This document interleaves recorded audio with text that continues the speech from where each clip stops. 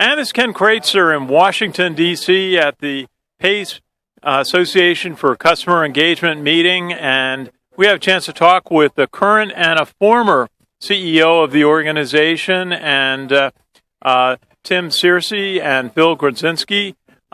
Tim, tell us a little bit about how things have changed since you were the CEO a few years ago to today. What's some of the big changes you see?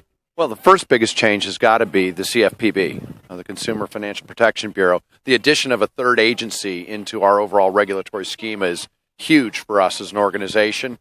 Our members are impacted in ways that they never have been, so it's been a dramatic change.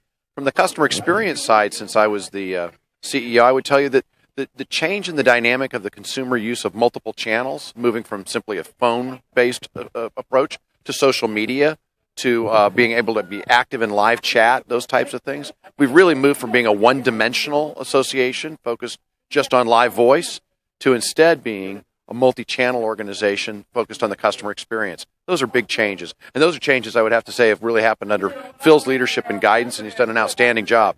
Absolutely. And Phil Grodzinski, you had a great meeting, first day of the session today, a couple of big keynote speakers, the Idaho Attorney General representative of the Federal Communications Commission and a member of Congress. So what were some of the highlights for you today?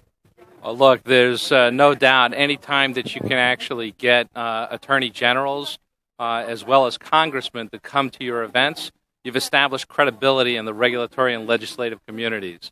And that's a primary goal of what PACE is all about today.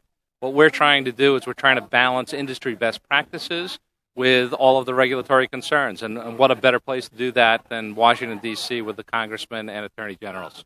And I thought it was very important what Lawrence Wasden said from Idaho, the Attorney General, about the need for self-regulation on the part of trade groups and also individual companies, and then also the need for dialogue at an early stage so that the regulators and the practitioners understand each other. I thought that was a very good presentation you made this morning.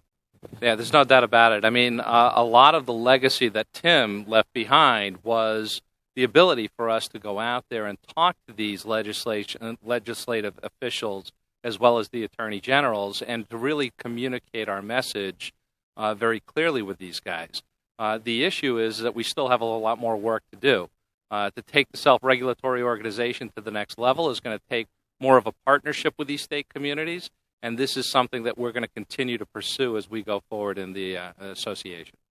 And I thought Mark Stone from the Federal Communication Commission did a nice job talking about some of the issues and concerns with the new technology with cell phones and also with the automatic dialers.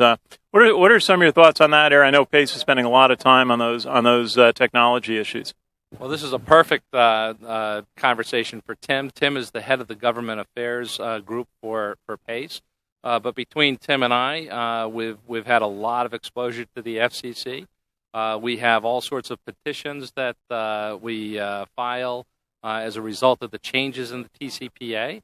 But at this particular point in time, the FCC has so many petitions that they just don't get answered at this point in time. So what we have to do is we have to continue to communicate with the FCC. We have to continue to drive our relationship and drive our issues with them to really try to bring this thing to a conclusion in terms of some of the definitions and changes that have occurred with the TCPA. But Tim has some thoughts on that as well. The challenge that I think the FCC and the FTC both have, but FCC in particular, is that the technology landscape is changing so quickly all of the time.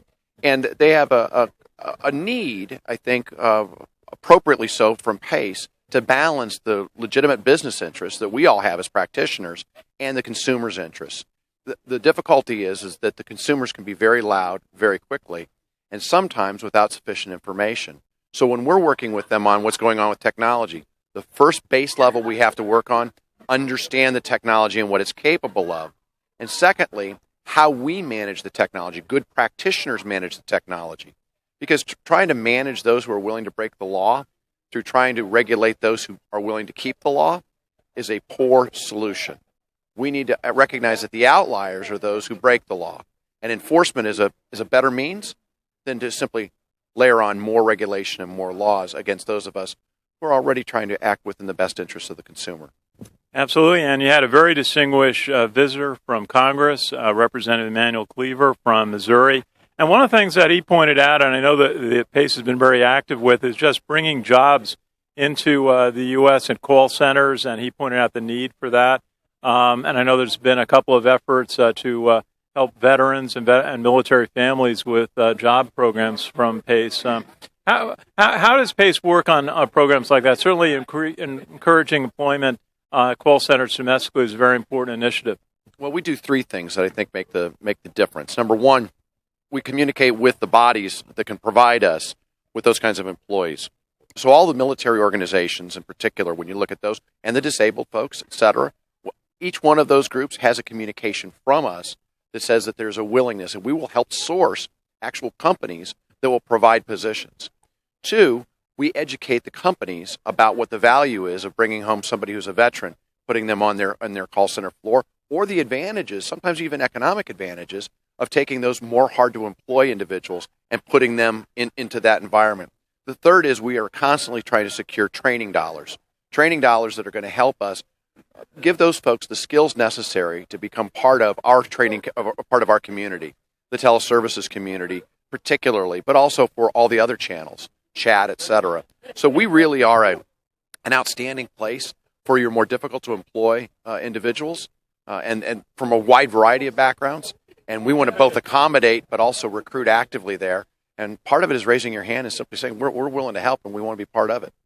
Absolutely. I know the military community really appreciates what the call center, contact center industry has done to help employ disabled veterans and also military family members. Phil Grudzinski, interesting day tomorrow. You've got a regulator from the Consumer Financial Protection Bureau coming to speak. Tell us about the balance of the conference.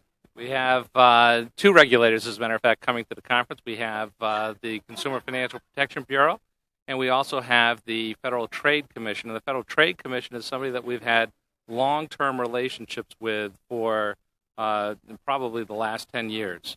And on top of that, we have a very unique presentation on behalf of plaintiffs' attorneys that are going to come in and truly tell us about what class action lawsuits are all about and why they actually go out and what they actually look for when they're actually going to come out and potentially sue you under the TCPA guidelines. So this is a first-time event where we actually have these plaintiffs' attorneys on stage telling us what they look for in class action lawsuits. It should be a very interesting day.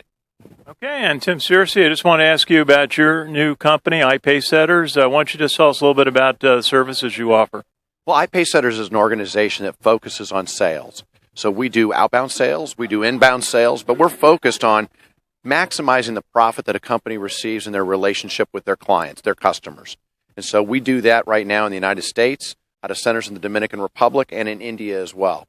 We're focused heavily in the media companies, cable, telecom, those kinds of companies. But we also do work in home security, publishing, of a variety of different areas. We've been growing at about 20% a year, and I anticipate that to continue.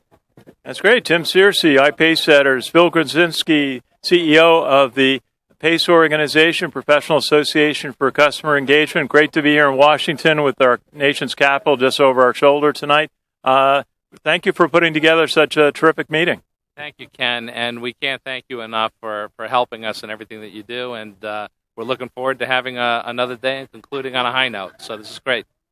Absolutely. Thank you. This is Ken Kraetzer for PACE and CBSI in Washington, D.C.